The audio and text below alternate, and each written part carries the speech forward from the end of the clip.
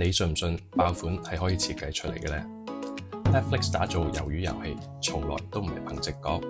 嗰啲喺職場上面快速升職嘅人，都唔係單靠運氣。數據時代憑直覺工作成本太高啦，忙碌低回報被取代，唔好再沉迷呢種低效努力啦。Netflix 成功打造 House of Cards 係基於幾百萬嘅用戶數據，精確計算到受眾最想睇到嘅題材、演員同埋敘事節奏。呢啲係數據科學，唔係玄學。作為打工仔，你必須學識運用數據思維。第一，逆向設計職涯路線，根據公司嘅痛點設計你嘅個人目標。例如公司人手不足，有好多重複性嘅工作，你可以公餘時間學 AI 寫套自動化流程出嚟，幫老細解決煩惱，創造價值。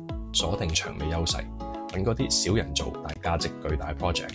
例如主動用 Notion 建立一個知識庫，儲低晒團隊嘅重要資訊，將新人 onboard 時間減半，同時揾資料效率倍增。老細又點會唔中意你呢？想喺數據時代突圍而出，唔好再靠直覺啦，學識用 AI 思維去設計成果，主動掌握升職節奏啦。Follow 我教你點樣用數據思維升職加薪。